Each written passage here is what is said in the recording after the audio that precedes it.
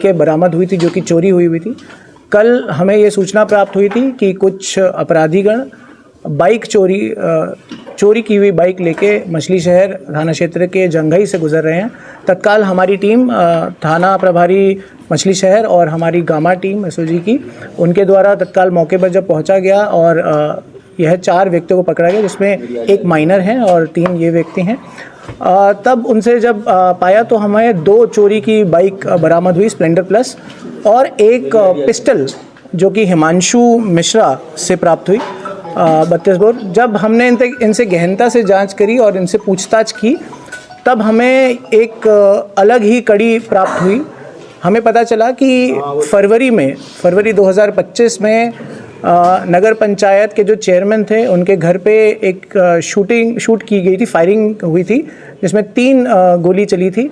तो इनके द्वारा बताया गया कि इन्हीं में से 2 व्यक्ति जो कि निर्देश सिंह हैं और हिमांशु मिश्रा, उनके द्वारा ही यह जो फायरिंग की घटना कारित की गई थी। और इसके बारे में उनके बारे में ये बताया कि जो निर्देश सिंह हैं, इनके बड़े भाई नमन सिंह भी उस समय जेल में थे, और कथाकथित जिनके घर पे फायरिंग हुई थी नगर पंचायत के चेयरमैन, उनके द्वारा ही बोला गया था नमन सिंह को कि उनके घर पे फायरिंग कराई जाए, जिसके लिए वह 1 लाख रुपए देंगे। जो नमन सिंह ने निर्देश सिंह को बोला कि तुमको 1 लाख रुपए दिए जाएंगे, तुम इनके घर पे गोलियां चलवाओ।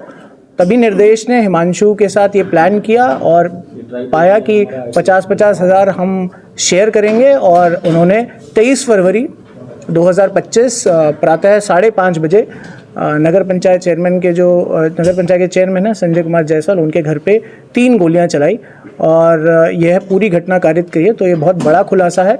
हम बाइक चोरी के लिए गए थे, जहां हमें एक पिस्टल मिली, बाइक मिली, और उसके साथ एक बड़ा खुलासा हुआ। मछली शहर फरवरी से जो केस पेंडिंग था वह बहुत अच्छे से खुलासा हुआ है।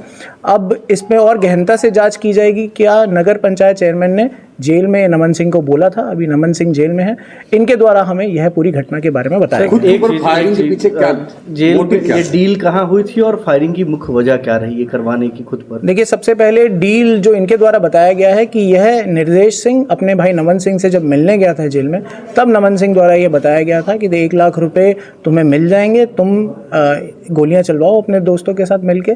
और इसके बारे में जो वजह प्रमुखता इनके द्वारा बताया जा रहा है वो ये था कि उनको सुरक्षा या आर्म्स लाइसेंस की ज़रूरत थी, इसलिए वह चाह रहे थे उनके भाई के साथ विवाद चल रहा है। चेयरमैन साहब की बात हुई क्योंकि इस तरह से जब मामला आ रहा है उनके ऊपर खुद देखिए, कल रात में ही यह पूरी घटना हुई है, उसके बाद इनसे पूछताछ हुई है। आज हम इन्हें दाखिल करेंगे और आगे की विवेचना में अब हमारी जिम्मेदारी है कि हम चेयरमैन से सवाल करें इसके बारे में और वह उसके बारे में आगे बढ़े। अभी कोई कार्रवाई होगी चेयरमैन? देखिए, जैसे ही अगर ये सत्यता है कि तो वो मुकदमा में 307 का मुकदमा था और आर्म्स एक्ट का मुकदमा था, तो उसके 120 भी क्रिमिनल कॉन्स्पिरेसी में भी उनके खिलाफ कार्रवाई हो सकती है। कोई और आपराधिक इतिहास इनका है?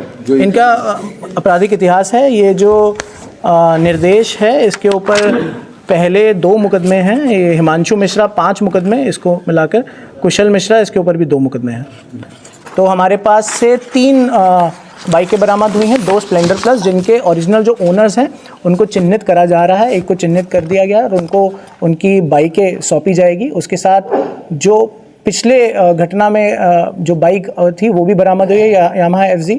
जो पिस्टल से गोलियां चली थी वो भी हमारे द्वारा बरामद हुई है। और पूरा पिछले 307 का जो फरवरी का केस है वो पूरा का पूरा उसका एक बड़ा खुलासा हुआ है। किस तरीके के मुकदमे इन पे पुराने हैं? देखिए, ये जो मुकदमे हैं ये मारपीट के भी मुकदमा है, 307 का भी मुकदमा है। तो मेजरली मारपीट 307, और जैसे कुशल मिश्रा है इसके ऊपर लड़की को भगाने का भी मुकदमा है। पिस्टल कहाँ से बरामद की? कप्तान साहब कहते हैं पिस्टल बरामद होता है। इसमें जो कुशल मिश्रा है उसके इसमें जो हिमांशु मिश्रा है उसके पास पिस्टल पड़ी भी थी, और उसने कहा उसने अपने एक दोस्त से पिस्टल ली थी। उसकी गहनता से जांच हो रही है, पूछताछ हो रही है कि कौन से दोस्त ने उसको पिस्टल दी थी।